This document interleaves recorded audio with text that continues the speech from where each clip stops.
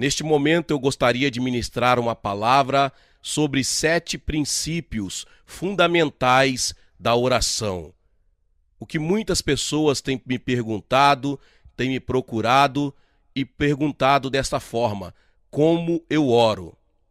Já fiz referência a diversos princípios básicos, mas agora eu vou dar-lhes meus 7 princípios fundamentais da oração.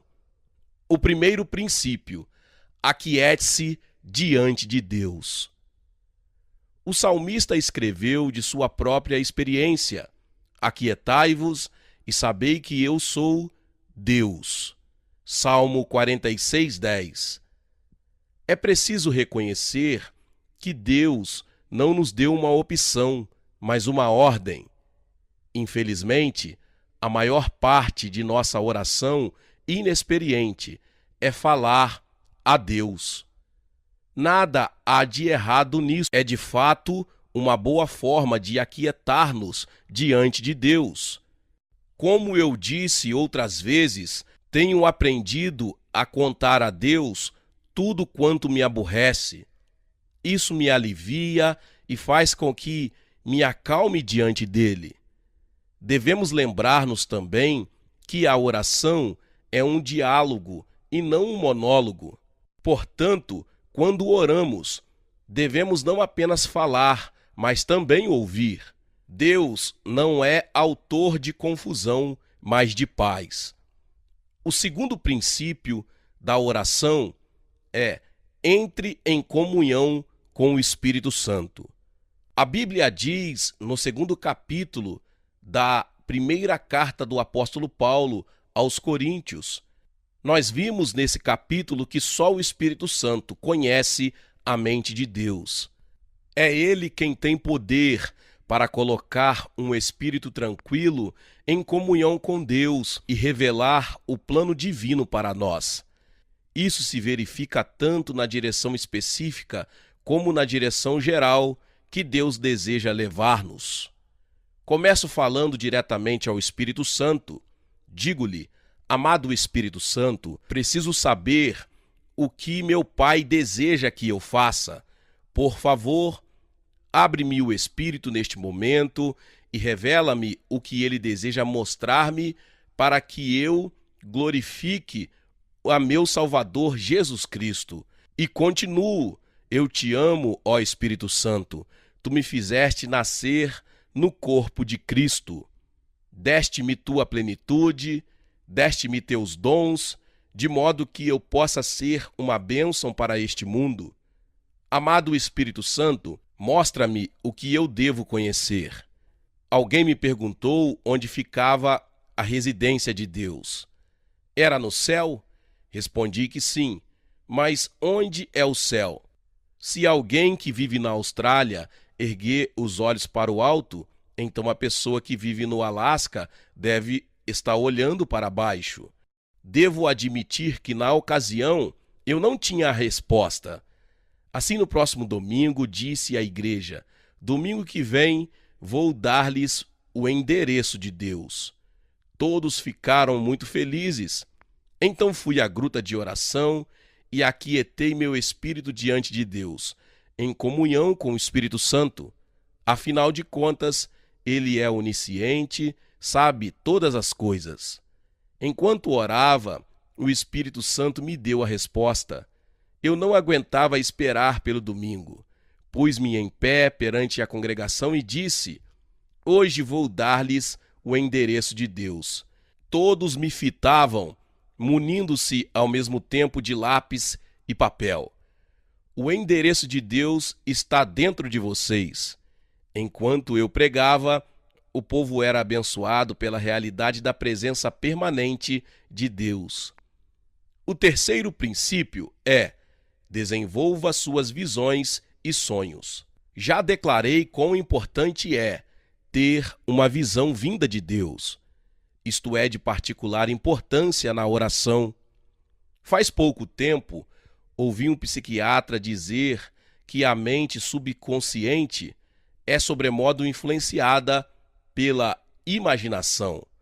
Se alguém ver alguma coisa, isso lhe afetará a mente consciente muito mais do que apenas ouvir. É por isso que muitas pessoas oram olhando para alguma coisa. Quando Daniel ficou preocupado com o futuro de sua nação, ele orava voltado para Jerusalém.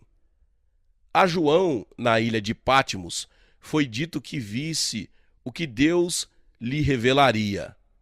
Estou certo de que João assentou-se na praia de Patmos, de onde quase se pode ver as praias de Éfeso. A revelação começou para mostrar-lhe a condição das igrejas que estiveram sob seus cuidados antes que Roma o exilasse.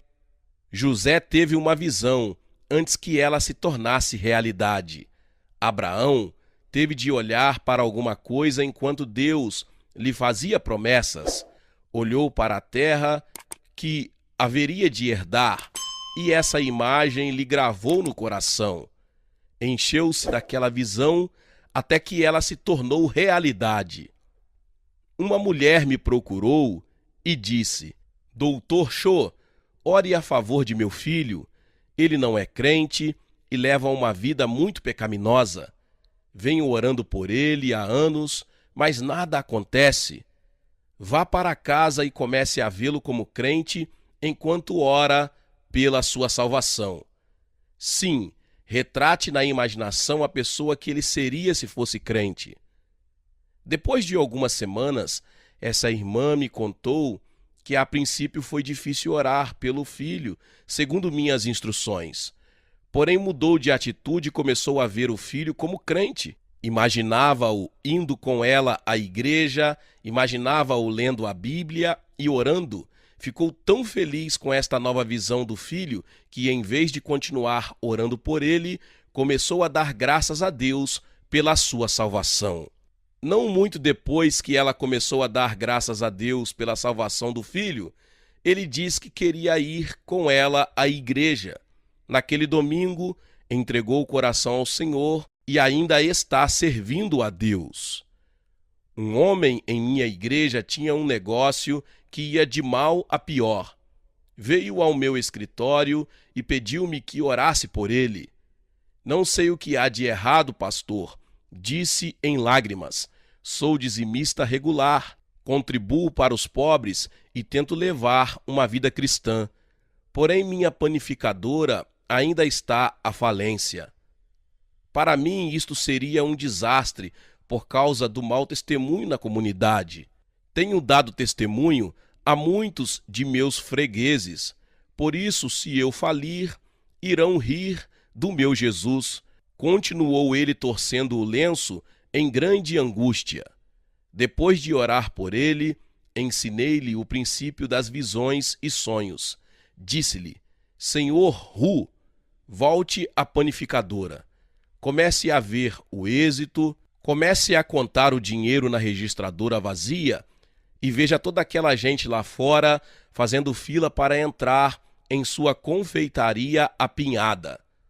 Depois de dizer-lhe essas palavras, orei de novo e o despedi. Enquanto ele saía, olhou para mim de um modo um tanto espantado, mas de qualquer maneira tentou. Em apenas 2 meses, voltou ao meu escritório um sorridente senhor Hu. Doutor Cho, a coisa funcionou. Pensei que o senhor estava maluco, mas o senhor é um homem de Deus e devo obedecer ao meu pastor. Minha esposa e eu temos agora um cheque para entregar à igreja. Fiquei admirado ao ver o cheque de $10.000. Era o dízimo. O quarto princípio é, em suas circunstâncias, assuma autoridade sobre o diabo. Lembre-se de que você está assentado com Cristo nas regiões celestes. Paulo diz-nos que o trono de Cristo está muito acima de todos os principados e potestades.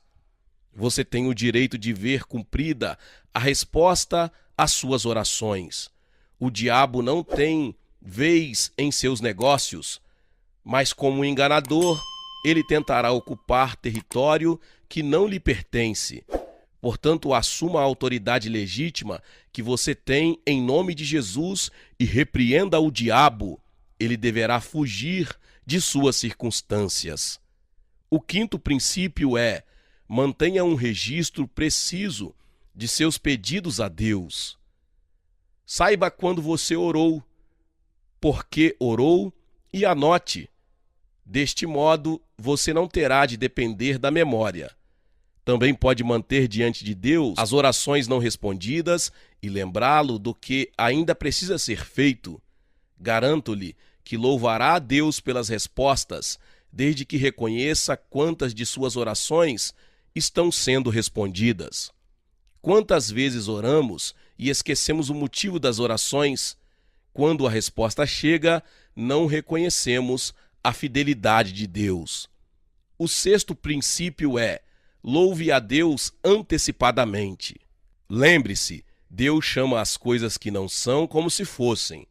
Deus vê a você e a mim perfeitos em Cristo, com todas as nossas deficiências, com todos os nossos pensamentos pecaminosos. Deus se regozijará em nós com júbilo. O Senhor teu Deus está no meio de ti, poderoso para salvar-te. Ele se deleitará em ti com alegria, renovar-te-á no seu amor, regozijar-se-á em ti com júbilo. Sofonias 3,17. Mal posso imaginar o poderoso Deus do universo regozijando-se em você e em mim. Ora, se Deus pode ver-nos perfeitos em Cristo, por que não podemos ver a obra de Deus já concluída? Portanto, regozijemo-nos antes mesmo que a resposta de Deus se torne óbvia. E o sétimo princípio é orar sem cessar. Como posso pastorear uma igreja tão grande, viajar pelo mundo, escrever livros, ter um ministério na televisão em 2 continentes e ainda orar todo o tempo? Por que não? Que é a oração senão comunhão? Aprendi, no decorrer dos anos, a ter o espírito postado na direção própria. Posso estar num banquete, cercado de muitas pessoas e ainda ter meu íntimo voltado para o alto. Digo ao Senhor: amado Senhor, tenho de ir a este jantar com a minha esposa.